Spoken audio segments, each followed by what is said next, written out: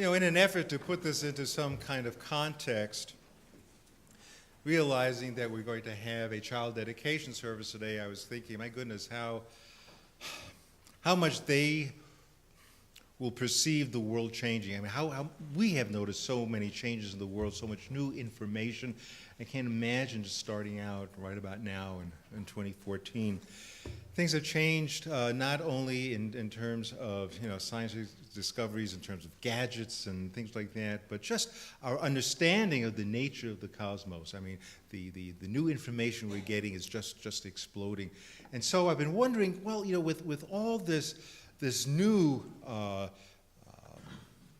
not only information, but new understanding of an ever expanding universe and all the new things that have come to light just recently, I wonder, what is the impact on spirituality? How does all this new knowledge impact our own spiritual journeys and what spirituality means to us? And so I try to put it into that context.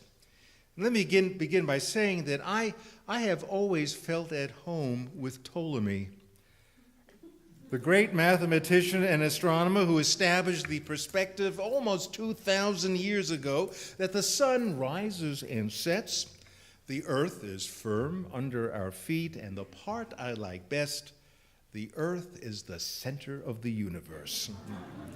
I can live with that. And in fact, most of us do. You don't have to be a member of the Flat Earth Society to understand that we run our everyday lives pretty much as though the earth was the center of the universe, despite all the recent discoveries about our ever-expanding universe. Insight into the workings of the cosmos actually hold little relevance to how we commonly think about things and how we run the daily course of our lives. Now, since about the year 1600, folks like Copernicus, Kepler, Galileo surmised that there was more to the universe than Ptolemy's prevailing view. Removing the Earth from the vaunted position as the universe's centerpiece has sweeping implications for the religious and spiritual lives of those who relied on a universe where God was up there and creation was all about us. It's funny how many people still hold those views today. But for the past 414 years, starting with Copernicus, there has been a concerted effort to understand that when we look up at the heavens, there's a lot more there than meets the eye. Now, we hear the words, but we seldom grasp the meaning. When scientists explain our existence in an expanding universe with Big Bang, black holes, dark matter. In fact, just 2 weeks ago, we learned how the bang got banged in the first place and started the universe. And we learned why the heavens look so uniform instead of being a giant, awful mess, which one would suspect following this huge explosion. Researching back across 13.8 billion years, 13.8 billion years, to the first sliver of cosmic time, scientists detected ripples in the fabric of space-time, which is what they call the signature of a universe being wrenched violently apart when it was roughly a trillionth of a second old.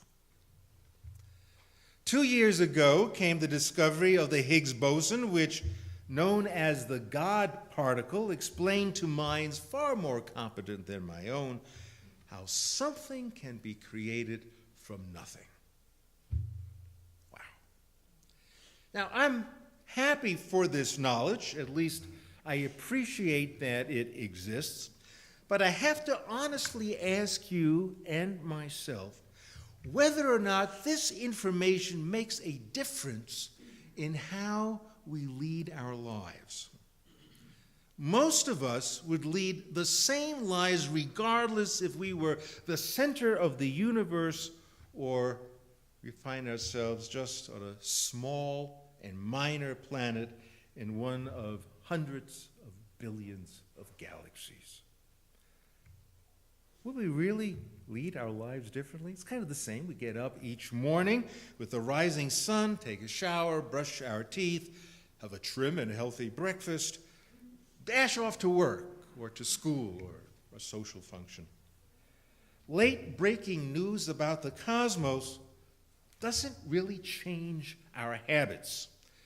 We still read the Salt Lake Tribune as long as it will last. Let's hope and pray. We read the Salt Lake Tribune the same way we always have, even before discovering the God particle. We continue to shake our heads each and every morning, wondering how Bagley keeps his job. And we follow with dismay the unfolding duplicity of Swallow and Shirtliff, and we wonder if the Utah Jazz could defeat the basketball team at Roland Hall. Harsh, I know. We all just keep on keeping on. But what about our spiritual life? What about our spiritual life in the context of the new physics, which dissolves the ground beneath our feet into particles and waves? Our fundamental beliefs about who we are, where we are situated, and how we make sense of it all are impacted by the cosmic discoveries that subtly change the dynamics and the focus of what it simply means to be here, to exist. Now, the new discoveries may spark our sense of awe, but I think they also contribute to an odd sense of loneliness, doubts about our significance, and a general, let's call it spiritual disorientation that stems from new insights into what was once this vast space of the unknown. A simple example. When Ignatius of Loyola, the founder of the Jesuit order, left his desk in 16th century Rome after a hard day's work, it is said that he would often retire to the rooftop of his headquarters and gaze, wrapped in contemplation of the stars. For Ignatius, as for anybody living before the age of Galileo, stargazing would be considered a spiritual exercise. And we might still consider it a spiritual exercise in our lives today, but the mindset has shifted notably. Central to Ignatius in his meditations was contemplating the love of God. We humans are invited to taste and touch the deeds of the Creator. As Ignatius framed it, God's deeds of love are to be found in the works of creation. That was just a unique and wonderful view back then. Ignatius inspired a certain kind of spirituality where we gain a sense of kinship with the elements, because by merely touching plant life, animal life, we touch the mystery of God within them. Now, we have the same five senses as Ignatius, but a few scientific discoveries and scientific revolutions later, we may still gaze into the starry night with awe, but we don't usually perceive stars as mediators of amazing grace. We have a completely different understanding of cosmology now, where we observe infant stars ignited through nuclear fusion.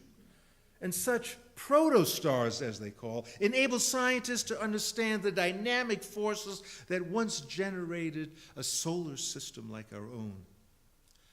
And we are oh so crystal clear that the universe is anything but static, as it seems when you just look out there. Now, the universe is not static at all. The universe is living and dying and always replenishing itself with new stars over and over and over again. As I mentioned earlier, the knowledge, just the knowledge of the Big Bang, black holes, dark matter, Higgs boson, impacts our lives very little. We still have to clean house and take out the garbage, don't we? But I'm asking, merely asking, if a whole new awareness of cosmology affects our spiritual lives.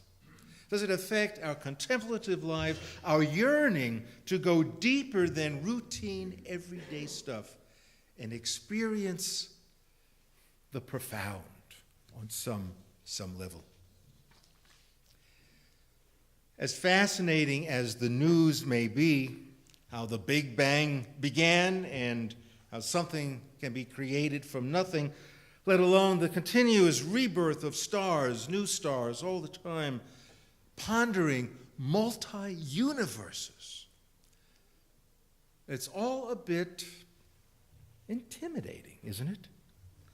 There's a kind of unreality to this, which I think was captured so well by the poet Czesław Miłosz, who says, and I quote him, "Current scientific research is making time and space as sublime and magical as a fairy tale about elves." I would agree. Not having been blessed with a mind like Stephen Hawking, it might as well, as far as I'm concerned, it might as well just be a fairy tale. I want to know, at least on a spiritual level, what will save my soul in the enormity of this all.